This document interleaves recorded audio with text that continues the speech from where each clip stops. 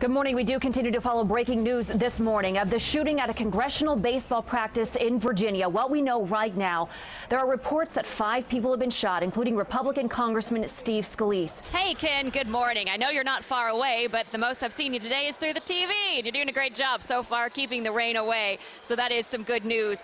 We do have a chock-full lineup ahead of today's race. Recovering in his home just down the street from the town hall, Brooke, this is where we met Bud earlier today, and Bud is quite a character. There's a reason he's this healthy at this age, 94 years old. We have more breaking news from overnight right now. The Senate has rejected a bill that would have repealed some parts of the Affordable Care Act. This has been an active scene since about 9:30 this morning. Investigators are trying to figure out the specifics as far as what led to the shooting.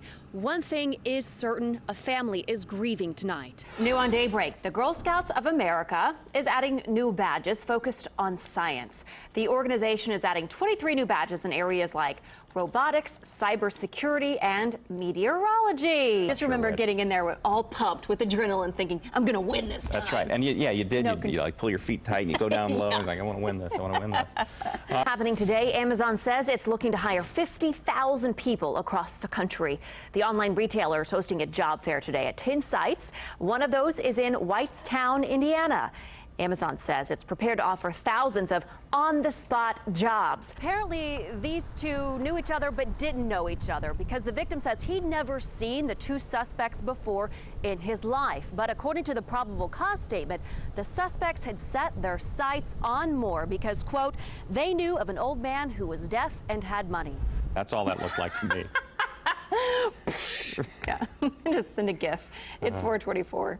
We have confirmed that state police will release new information this morning in the murders of 2 young girls in Delphi. In fact, we may just be about 1 hour away from getting that information. Sergeant Kim Riley with ISP tells me we should get an update on the murders of Abby Williams and Libby Derman between 9 and 10 o'clock this morning. Nina, we know you will. You've been proving that. Every time we talk to you, you have something new for us. 2 people still on the loose this morning, and that new information that she reports an ATV and a van were stolen to be involved in this. I'm sorry, I was distracted. I'm staring at my iPhone right now. But okay, to answer your question though, yes, so there is a caveat. Researchers behind the study say that staring at the high energy light emitted from these digital screens is causing irreversible damage to our eyes. And we have live race day coverage all throughout the morning here, running until noon, almost until the very minute the race starts. So stick around. We have multiple crews in different areas of the speedway. And of course, we have Drew Blair, Marcus Bailey, and Stephanie Mead in our studio monitoring the weather, the traffic, and all the other news of the day. But here, another live look. You can see us. We're waving from the 4th floor of that pagoda right now. Stick around. Our Daybreak Race Day continues after this. New on Daybreak, the Planned Parenthood in Merrillville, Indiana, is allowed to perform abortions again. In Hamilton County, more job fairs are on the way for the new IKEA store opening in Fishers. We're also getting a look at the progress inside the new store. As Randy said, we're having a break in the weather, just some sprinkling right now, but let's go inside here to the shelter. There are about 200 people inside who have needed help from no place to live, a lot of apartments have been destroyed, to not having power for medical equipment like CPAP machines, oxygen tanks, that sort of thing. So the lights are coming on here right at about 3 minutes ago. That's when they did the wake-up call, basically, for the people who have been getting some much-needed rest. Absolutely, Dan. You know, fans we spoke to say it's a really exciting game, an exciting time for their school. But they say it's more about bringing attention to an inner-city school that's excelling and setting a great example. Scott, hand out of the goodie bag. I shouldn't take this. This is for somebody else. This is in honor of National Superhero Day. One lucky Daybreak viewer will win DVDs of your favorite shows if Scott doesn't take them first. And sunglasses. Plus T-shirts, other fun stuff. Scott will be modeling the sunglasses later in the 8 o'clock hour, giving you that good Zoolander mug. There you go. Blue steel. He wasn't in the chamber during the initial roll call. So what we just watched was McCain, after he re-entered the chamber, walked up to the man who was giving the roll call, waved him down and said, hey, I want to vote, and just cast it down. Wow. So that's why the shock, it just wasn't expected. The other 2 Republicans breaking from their party were Susan Collins of Maine and Lisa Murkowski of Alaska. So much deliciousness. Salsa, sign me up. Yeah. Pork patties. Yeah. On it. Thank you. Thanks, Brittany. It is 10 after 6 now. What a stark contrast. We literally just saw our lights flicker here in the studio. The storm is heavy right above us, and you see the sunny skies there behind Julia. We'll be checking in with Julia for updates on that flooding. Eastern Hancock School is providing grief counseling after a student died in a crash. The crash happened yesterday afternoon on County Road 900 North near 750 East. That's a little more than 10 miles southeast of Greenfield. You can see these pictures here of the aftermath. That truck is just crushed. Have some sort of barrier at all right there. Yeah, and exactly. you actually suited up for this shoot in some 85 pounds of equipment. Yeah. NDOT cameras captured the tail end of a police chase that happened early this morning here in Indianapolis. Our mobile news tracker got there moments later to show you this, a wrecked Hummer. We have the latest on that investigation. Is breaking news. Yeah, welcome back. At 6:28 right now. We are still following that breaking news that we first brought you at 5 o'clock this morning here on Daybreak. This is a live look right now at one edge of a perimeter set up by police because they're looking for the person they say led them on a chase and even fired shots at police this morning. We have team coverage of this. Our sister station in Richmond, WRIC, is just reporting that 2 people are in critical condition.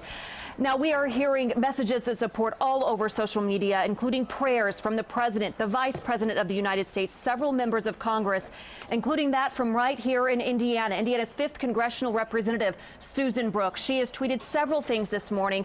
One of them, quote, "All of the Capitol police officers at the scene are selfless heroes. Thank you for your bravery. Also, prayers to my dear friend Steve Scalise and all injured after this morning's horrific shooting, thinking of their families in this shocking time." And right now, Congresswoman Brooks joins me on the phone. Good morning, Congresswoman. Thank you for your time right now. You may have seen another story here on your social media feeds over the weekend. Ann Coulter blasted Delta Airlines, saying it was the worst in America. And new on Daybreak, we're seeing the airline's first response. So this all started on Saturday when Coulter says she was asked to move from her pre-booked seat to another spot. In Bloomington, a bus driver says he was distracted by ice when he crashed Saturday on State Road 37, killing 3 people.